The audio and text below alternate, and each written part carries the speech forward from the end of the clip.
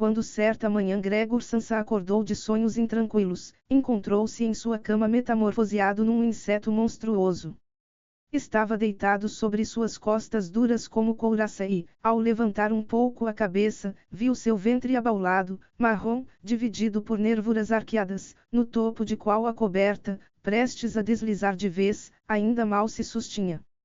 Suas numerosas pernas, lastimavelmente finas em comparação com o volume do resto do corpo, tremulavam desamparadas diante dos seus olhos. O que aconteceu comigo? Pensou. Não era um sonho. Seu quarto, um autêntico quarto humano, só que um pouco pequeno demais, permanecia calmo entre as quatro paredes bem conhecidas. Sobre a mesa, na qual se espalhava, desempacotado, um mostruário de tecidos Sansa era caixeiro viajante, pendia a imagem que ele havia recortado fazia pouco tempo de uma revista ilustrada e colocado numa bela moldura dourada. Representava uma dama de chapéu de pele e boa pele que, sentada em posição ereta, erguia ao encontro do espectador um pesado regalo também de pele, no qual desaparecia todo o seu antebraço. O olhar de Gregor dirigiu-se então para a janela e o tempo turvo ouviam-se gotas de chuva batendo no zinco do parapeito deixou-o inteiramente melancólico. Que tal se eu continuasse dormindo mais um pouco e esquecesse todas essas tolices? Pensou, mas isso era completamente irrealizável, pois estava habituado a dormir do lado direito e no seu estado atual não conseguia se colocar nessa posição. Qualquer que fosse a força com que se jogava para o lado direito balançava sempre de volta à postura de costas. Tentou isso umas 100 vezes, fechando os olhos para não ter de enxergar as pernas desordenadamente agitadas, e só desistiu quando começou a sentir do lado uma dor ainda nunca experimentada, leve e surda. Ah, meu Deus! Pensou. Que profissão cansativa eu escolhi! Entra dia, sai dia viajando. A excitação comercial é muito maior que na própria sede da firma e, além disso, me é imposta essa canseira de viajar, a preocupação com a troca de trens, as refeições irregulares e ruins, um convívio humano que muda sempre, jamais perdura, nunca se torna caloroso. O diabo carregue tudo isso. Sentiu uma leve coceira na parte de cima do ventre, deslocou-se devagar sobre as costas até mais perto da guarda da cama para poder levantar melhor a cabeça, encontrou o lugar onde estava coçando, ocupado por uma porção de pontinhos brancos que não soube avaliar, quis apalpá-lo com uma perna, mas imediatamente a retirou, pois ao contato a cometeram no calafrios. Deslizou de volta à antiga posição. Acordar cedo assim deixa a pessoa completamente embotada, pensou. O ser humano precisa ter o seu sono. Outros caixeiros viajantes vivem como mulheres de harém. Por exemplo, quando volto no meio da tarde ao hotel para transcrever as encomendas obtidas, esses senhores ainda estão sentados para o café da manhã. Tentasse eu fazer isso com o chefe que tenho, voaria no ato para a rua. Aliás, quem sabe não seria muito bom para mim. Se não me contivesse, por causa dos meus pais, teria pedido demissão há muito tempo, teria me postado diante do chefe e dito o que penso do fundo do coração. Ele iria cair da sua banca. Também, é estranho o modo como toma assento nela e fala de cima para baixo com o funcionário que além do mais precisa se aproximar bastante por causa da surdez do chefe. Bem, ainda não renunciei por completo à esperança, assim que juntar o dinheiro para lhe pagar a dívida dos meus pais deve demorar ainda de 5 a 6 anos, vou fazer isso sem falta. Chegará então a vez da grande ruptura. Por enquanto, porém, tenho de me levantar, pois meu trem parte às 5. E olhou para o despertador que fazia tic-tac sobre o armário. Pai do céu! Pensou. Eram 6:30 e os ponteiros avançavam calmamente, passava até da meia hora, já se aproximava de um quarto. Será que o despertador não havia tocado? Via-se da cama que ele estava ajustado certo para 4 horas, seguramente o alarme tinha soado. Sim, mas era possível continuar dormindo tranquilo com esse toque de abalar a mobília. Bem, com tranquilidade ele não havia dormido, mas é provável que por causa disso o sono tenha sido mais profundo. E agora, o que deveria fazer? O próximo trem partia às 7 horas, para alcançá-lo precisaria se apressar como louco, o mostruário ainda não estava na mala e ele próprio não se sentia de modo algum particularmente disposto e ágil. E mesmo que pegasse o trem não podia evitar uma explosão do chefe, pois o contínuo da firma tinha aguardado junto ao trem das 5 e fazia muito tempo que havia comunicado sua falta. Era uma criatura do chefe, sem espinha dorsal nem discernimento. E se anunciasse que estava doente? Mas isso seria extremamente penoso e suspeito, pois durante os 5 anos de serviço Gregor ainda não tinha ficado doente uma única vez. Certamente o chefe viria com o médico do seguro de saúde, censuraria os pais por causa do filho preguiçoso e cercearia todas as objeções apoiado no médico, para quem só existem pessoas inteiramente sadias, mas refratárias ao trabalho. E neste caso estaria tão errado assim. Com efeito, abstraindo-se uma sonolência realmente supérflua depois de longo sono, Gregor sentia-se muito bem e estava até mesmo com uma fome especialmente forte. Enquanto refletia sobre tudo isso na maior pressa, sem poder se decidir a deixar a cama, o despertador acabava de dar 7:15, bateram cautelosamente na porta junto à cabeceira da sua cama. Gregor chamaram, era a mãe. É 7:15. Você não queria partir? Que voz suave! Gregor se assustou quando ouviu sua própria voz responder, era inconfundivelmente a voz antiga, mas nela se imiscuía, como se viesse de baixo, um pipilar irreprimível e doloroso, que só no primeiro momento mantinha literal a clareza das palavras, para destruí-las de tal forma quando acabavam de soar que a pessoa não sabia se havia escutado direito. Gregor quisera responder em minúcia e explicar tudo, mas nestas circunstâncias se limitou a dizer: Sim, sim, obrigado, mãe, já vou me levantar.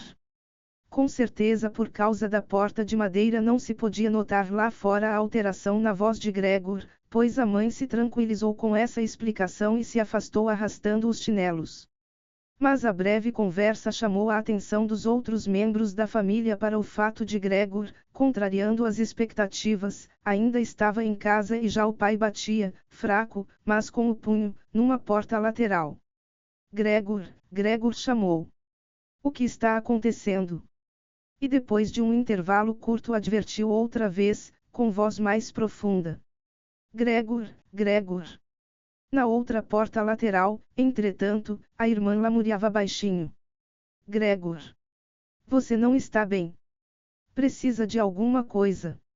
Gregor respondeu para os dois lados, já estou pronto, e através da pronúncia mais cuidadosa e da introdução de longas pausas entre as palavras se esforçou para retirar à sua voz tudo que chamasse a atenção.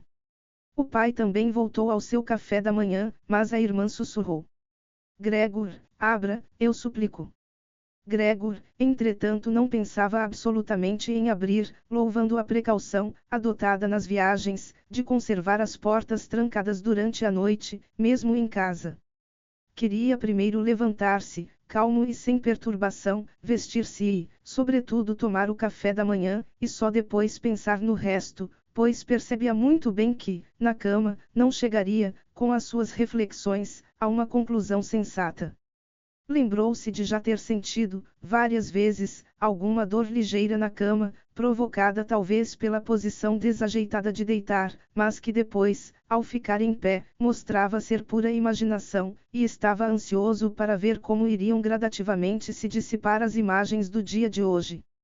Não duvidava nem um pouco de que a alteração da voz não era outra coisa senão o prenúncio de um severo resfriado, moléstia profissional do caixeiro viajante. Afastar a coberta foi muito simples, precisou apenas se inflar um pouco e ela caiu sozinha. Mas daí em diante as coisas ficaram difíceis, em particular porque ele era incomumente largo. Teria necessitado de braços e mãos para se erguer, ao invés disso, porém, só tinha as numerosas perninhas que faziam sem cessar os movimentos mais diversos e que, além disso, ele não podia dominar.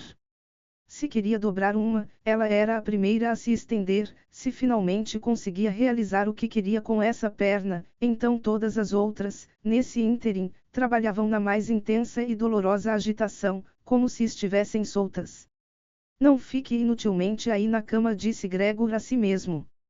A princípio quis sair da cama com a parte inferior do corpo, mas essa parte de baixo, que ele, aliás, ainda não tinha visto e da qual não podia fazer uma ideia exata, provou ser difícil demais de mover. Ela ia tão devagar, e quando afinal, quase frenético, reunindo todas as suas forças e sem respeitar nada, se atirou para a frente, bateu com violência nos pés da cama, pois tinha escolhido a direção errada. A dor ardida que sentiu ensinou-lhe que justamente a parte inferior do seu corpo era no momento, talvez, a mais sensível de todas.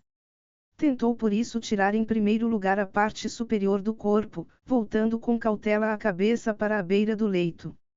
Conseguiu-o com facilidade, a despeito da sua largura e do seu peso. A massa do corpo acompanhou devagar, finalmente, a virada da cabeça. Mas quando por fim ele a susteve fora da cama, em pleno ar, ficou com medo de avançar mais dessa maneira, pois se enfim se deixasse cair, seria preciso acontecer um milagre para que a cabeça não se ferisse. E precisamente agora não podia, por preço algum, perder a consciência, preferia permanecer na cama. Entretanto, quando mais uma vez, depois de esforço igual, ficou deitado na mesma posição, suspirando, e viu de novo suas perninhas lutarem umas contra as outras possivelmente mais que antes, e não encontrou nenhuma possibilidade de imprimir calma e ordem àquele descontrole, disse novamente a si mesmo que era impossível continuar na cama e que o mais razoável seria sacrificar tudo, caso existisse a mínima esperança de com isso se livrar dela. Ao mesmo tempo, porém, não esqueceu de se lembrar, nos intervalos, de que decisões calmas, inclusive as mais calmas, são melhores que as desesperadas. Nesses instantes dirigia o olhar com a maior agudez possível à janela, mas infelizmente só era possível receber pouca confiança e estímulo da visão da névoa matutina que encobria até o outro lado da rua estreita. 7 horas já, disse a si mesmo quando o despertador bate outra vez. 7 horas já e ainda essa neblina. E por um momento permaneceu tranquilamente deitado, com a respiração fraca, como se esperasse talvez do silêncio pleno o retorno das coisas ao seu estado real e natural. Mas depois disse consigo mesmo: antes de soar 7:15 preciso de qualquer modo ter deixado completamente a cama. Mesmo porque até então virá alguém da firma perguntar por mim, pois ela abre antes de 7 horas. E pôs-se a balançar o corpo em toda a sua extensão, num ritmo perfeitamente uniforme, para tirá-lo da cama. Deixando-se cair desse modo, a cabeça que ele queria conservar bem erguida durante a queda presumivelmente ficaria ilesa. As costas pareciam ser duras, de certo não aconteceria nada a elas caindo no tapete. A maior dúvida vinha da preocupação com o estrondo que iria provocar e que provavelmente causaria, se não susto, pelo menos apreensão atrás de todas as portas.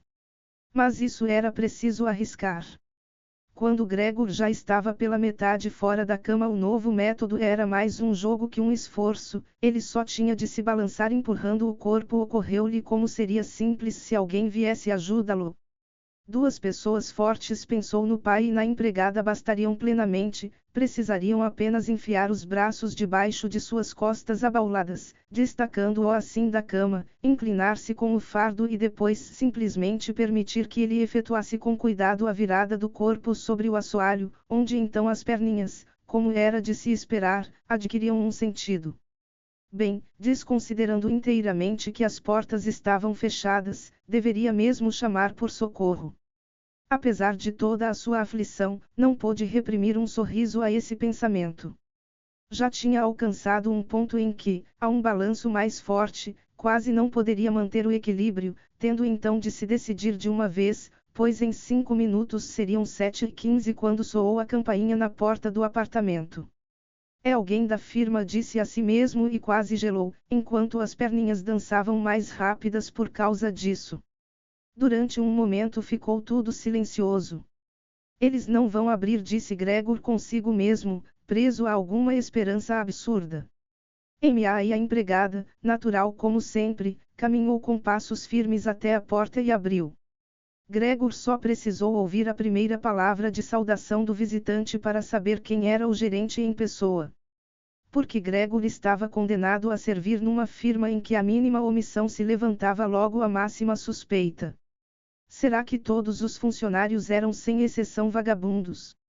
Não havia, pois, entre eles nenhum homem leal e dedicado que, embora deixando de aproveitar algumas horas da manhã em prol da firma, tenha ficado louco de remorso e literalmente impossibilitado de abandonar a cama.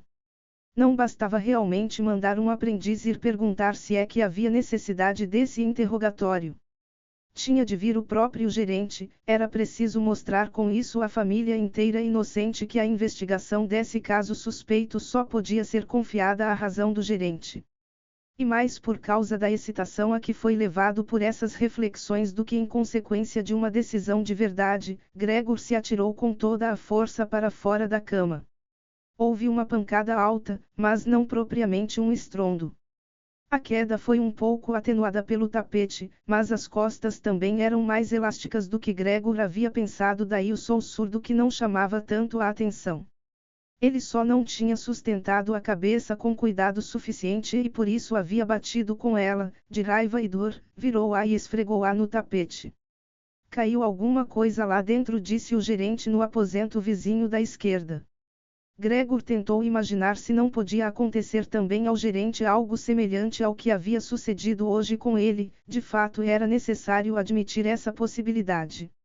Mas como se fosse uma rude resposta a essa pergunta, o gerente deu alguns passos definidos no quarto contíguo, fazendo suas botas de verniz rangerem.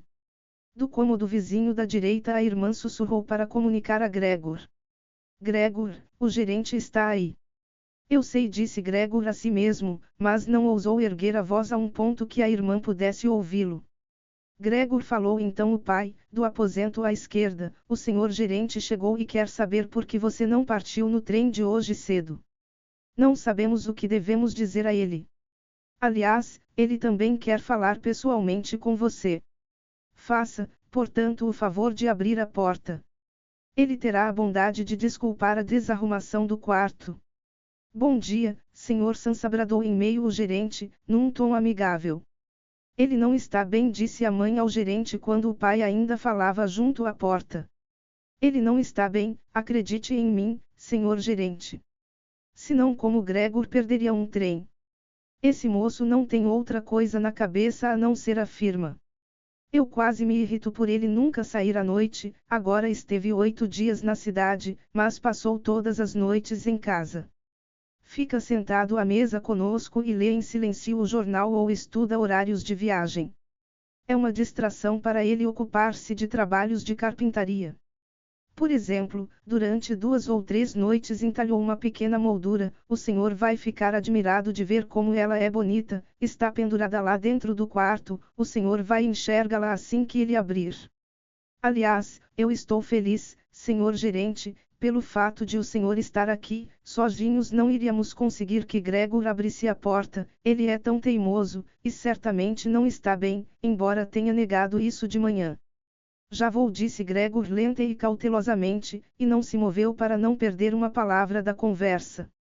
De outro modo, cara senhora, disse o gerente, também não sei como explicar isso. Esperemos que não seja nada grave. Embora por outro lado eu tenha de dizer que nós, homens do comércio, feliz ou infelizmente como se quiser, precisamos muitas vezes, por considerações de ordem comercial, simplesmente superar um ligeiro mal-estar. O senhor gerente pode, então, entrar no seu quarto? Perguntou o pai, impaciente, e bateu de novo na porta. Não, disse Gregor. No cômodo vizinho da esquerda sobreveio um silêncio penoso, no aposento contíguo da direita a irmã começou a soluçar. Porque a irmã não ia juntar-se ao demais. Certamente ela tinha acabado de se levantar da cama e ainda não havia começado a se vestir. Por que então chorava? Porque ele não se levantava e não deixava o gerente entrar, porque corria o perigo de perder o emprego e porque depois iria perseguir de novo os pais com as antigas exigências. Por enquanto, porém, essas preocupações eram desnecessárias. Gregor ainda estava aqui e não cogitava minimamente em abandonar sua família. É claro que, no momento, estava lá ditado no tapete, mas ninguém que conhecesse seu estado teria exigido seriamente dele que deixasse o gerente entrar. Mas por causa dessa pequena descortesia, para a qual se encontraria mais tarde, afinal, uma desculpa adequada, Gregor não podia ser demitido na hora. E a ele parecia muito mais razoável que o deixassem em paz agora do que perturbá-lo com choro e exortações. No entanto, era justamente a incerteza que os afligia e desculpava o seu comportamento. Senhor Sansa, bradou então o gerente, elevando a voz, o que está acontecendo? O senhor se entrincheira no seu quarto, responde somente sim ou não, causa preocupações sérias e desnecessárias aos seus pais e descura para mencionar isso apenas de passagem seus deveres funcionais de uma maneira realmente inaudita. Falo aqui em nome dos seus pais e do seu chefe e peço-lhe com toda a seriedade uma explicação imediata e clara. Estou perplexo, estou perplexo. Acreditava conhece-lo como um homem calmo e sensato e agora o senhor parece querer de repente começar a ostentar estranhos caprichos. O chefe em verdade me insinuou esta manhã uma possível explicação para as suas omissões. Ela dizia respeito aos pagamentos à vista que recentemente lhe foram confiados, mas eu quase empenhei minha palavra de honra no sentido de que essa explicação não podia estar certa. Porém, vendo agora sua incompreensível obstinação, perco completamente a vontade de interceder o mínimo que seja pelo senhor. E o seu emprego não é de forma alguma o mais seguro. No começo eu tinha a intenção de lhe dizer tudo isso a sós, mas uma vez que o senhor me faz perder o meu tempo inutilmente aqui, não sei por que o senhor e seus pais não devam ficar também sabendo. Nos últimos tempos seus rendimentos têm sido muito insatisfatórios, de fato não é época de fazer negócios excepcionais, isso nos reconhecemos, mas época para não fazer negócio algum não existe, senhor Sansa, não pode existir. Mas, senhor gerente, exclamou Gregor fora de si, esquecendo tudo o mais na excitação, eu abro já, num instante. Um ligeiro mal-estar, um acesso de tontura, impediram-me de me levantar. Ainda estou deitado na cama. Mas agora me sinto novamente bem disposto. Já estou saindo da cama. Só um instantezinho de paciência. As coisas ainda não vão tão bem como eu pensava. Mas já estou bem. Como é que uma coisa assim pode acontecer um homem? Ainda ontem à noite estava tudo bem comigo, meus pais sabem disso, ou melhor, já ontem à noite eu tive um pequeno prenúncio. Eles deviam ter notado isso em mim. Por que não comuniquei à firma? Mas sempre se pensa que se vai superar a doença sem ficar em casa. Senhor gerente, poupe meus pais. Não há motivo para as censuras que agora o senhor me faz, também não me disseram uma palavra a esse respeito. Talvez o senhor não tenha lido os últimos pedidos que eu remeti. Aliás, ainda vou viajar com o trem das 8, as horas de repouso me fortalecerão. Não se detenha mais, senhor gerente, logo mais estarei pessoalmente na firma, tenha a bondade de dizer isso e de apresentar minhas recomendações ao senhor chefe. E enquanto Gregor expelia tudo às pressas, mal sabendo o que falava, aproximou-se do armário com facilidade, certamente em consequência da prática já adquirida na cama, tentando erguer-se apoiado nele. Queria efetivamente abrir a porta, deixar-se ver e conversar com o gerente, estava curioso para saber o que diriam, ao vê-lo, os outros que agora exigiam tanto a sua presença. Se eles se assustassem, então Gregor não tinha mais nenhuma responsabilidade e podia sossegar. Mas se aceitassem tudo tranquilamente, então ele não tinha motivo para afligir-se e podia, caso se apressasse, estar de fato na estação ferroviária às 8 horas. A princípio escorregou algumas vezes do armário liso, mas finalmente, com um último impulso, pôs-se em pé, já não prestava nenhuma atenção às dores na parte inferior do corpo, por mais intensas que fossem. Deixou-se então cair sobre as costas de uma cadeira próxima, em cujas bordas se segurou com as perninhas. Mas com isso adquiriu também o domínio sobre si mesmo e silenciou, pois agora podia escutar o gerente. Entenderam uma única palavra? Perguntou o gerente aos pais. Será que ele nos está fazendo de bobos? Pelo amor de Deus! Exclamou a mãe já em lágrimas. Talvez ele esteja seriamente doente e nós o atormentamos. Grita! Grita! Gritou então. Mamãe! Bradou a irmã do outro lado. Elas se comunicavam através do quarto de Gregor. Você precisa ir imediatamente ao médico. Gregor está doente. Vá correndo ao médico. Você ouviu Gregor falar, agora. Era uma voz de animal, disse o gerente, em voz sensivelmente mais baixa, comparada com os gritos da mãe. Ana, Ana! Chamou o pai, batendo as mãos, através da antessala para a cozinha. Vá buscar já um serralheiro.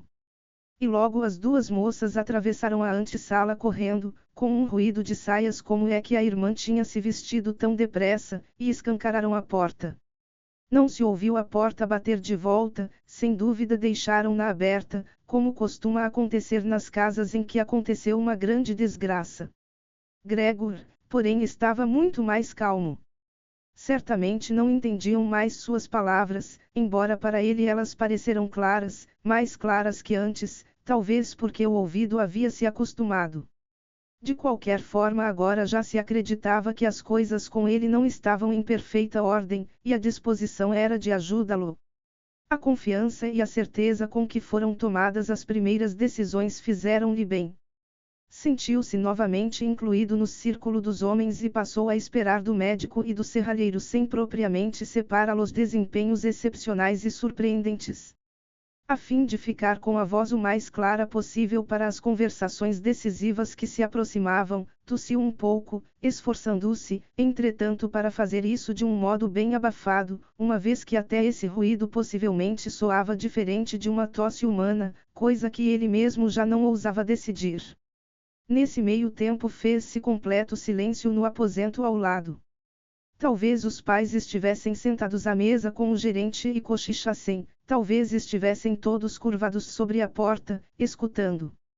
Gregor deslocou-se devagar até a porta empurrando a cadeira, largou-a lá, lançou-se de encontro à porta, conservando-se em pé apoiado nela. As extremidades das suas perninhas tinham um pouco de substância adesiva e ali descansou por um instante do esforço. Mas depois começou a girar, com a boca, a chave na fechadura. Infelizmente, ao que parecia ele não tinha dentes de verdade com o que devia logo agarrar a chave. Mas em compensação as mandíbulas eram sem dúvida muito fortes, com a ajuda delas pôde de fato pôr a chave em movimento e não dar atenção ao fato de que estava seguramente causando alguma lesão em si mesmo, pois um líquido marrom saiu da sua boca, escorreu sobre a chave e pingou no chão. Ouçam, disse o gerente no cômodo vizinho, ele está girando a chave. Para Gregor isso foi um grande estímulo, mas todos deveriam encorajá-lo, inclusive o pai e a mãe. Aí, Gregor! Deveriam clamar. Sempre em frente, firme na fechadura. E imaginando que todos acompanhavam ansiosos os seus esforços, mordiu a chave como um louco, com todas as forças que ainda podia reunir. À medida que a chave ia girando, ele dançava em torno da fechadura, agora mantinha-se em pé só com o auxílio da boca e, conforme a necessidade, ficava pendurado na chave ou a empurrava outra vez para baixo com todo o peso do seu corpo. O som mais claro da fechadura que enfim retrocedia literalmente despertou Gregor. Respirando aliviado, ele disse a si mesmo: não precisei, portanto, do serralheiro, e colocou a cabeça sobre a maçaneta para abrir inteiramente a porta. Uma vez que precisava abri-la puxando contra si uma das folhas, ela já estava, com efeito, bem aberta e ele ainda não podia ser visto. Precisou primeiro girar lentamente o corpo, acompanhando o movimento da folha, na verdade com muito cuidado para não cair redondamente de costas bem diante da entrada para o quarto. Estava ainda ocupado com essa manobra difícil, sem ter tido tempo para atentar em outra coisa, quando ouviu o gerente soltar um alto, soava como o vento que zunia. Então Gregor o viu também, era o mais próximo da porta e comprimia a mão sobre a boca, enquanto recuava devagar, como se o impelisse uma força invisível que continuasse agindo de modo constante. A mãe, apesar da presença do gerente, ela estava ali com os cabelos ainda desfeitos pela noite, espetados para o alto. A princípio fitou o pai com as mãos entrelaçadas, depois deu 2 passos em direção a Gregor e caiu no meio das saias que se espalhavam ao seu redor, o rosto totalmente afundado no peito. O pai cerrou o punho com expressão hostil, como se quisesse fazer Gregor recuar para dentro do quarto, depois olhou em volta de si, inseguro, na sala de estar, em seguida cobriu os olhos com as mãos e chorou a ponto de sacudir o peito poderoso. Gregor não entrou então na sala de estar, mas, de dentro, apoiou-se na folha da porta que estava bem travada, de tal modo que só se podia ver a metade do seu corpo e acima dela a cabeça inclinada de lado, com a qual ele espreitava os outros. Nesse meio tempo havia clareado bastante, do outro lado da rua aparecia, nítido, um recorte do interminável edifício cinza-negro da frente. Era um hospital com as janelas regulares que rompiam duramente a fachada. A chuva ainda caía, mas só em gotas grandes, visíveis uma a uma e que também desciam à terra literalmente isoladas. A louça do café da manhã jazia abundante sobre a mesa, pois para o pai a refeição mais importante do dia era o desjejum, que ele prolongava horas com a leitura de diversos jornais. Na parede logo em frente pendia uma fotografia de Gregor, do seu tempo de serviço militar, que o mostrava como tenente, a mão na espada, o sorriso despreocupado, exigindo respeito pela postura e pelo uniforme. A porta para a antessala estava aberta, e uma vez que a entrada do apartamento continuava escancarada, via-se o vestíbulo da casa e o começo da escada que descia. Bem, disse Gregor, consciente de que era o único que havia conservado a calma, vou logo me vestir, pôr o mostruário na mala e partir de viagem. Vocês querem mesmo me fazer partir? Bem, senhor gerente, o senhor está vendo que não sou teimoso e que gosto de trabalhar. Viajar é fatigante, mas não poderia viver sem viajar. Para onde o senhor vai, senhor gerente? Para a firma. Sim. O senhor vai relatar fielmente. Pode-se no momento estar incapacitado para trabalhar, mas essa é a hora certa para se lembrar das realizações passadas e para se pensar que mais tarde, uma vez superados os obstáculos, sem dúvida se vai trabalhar com mais afinco e forças mais concentradas.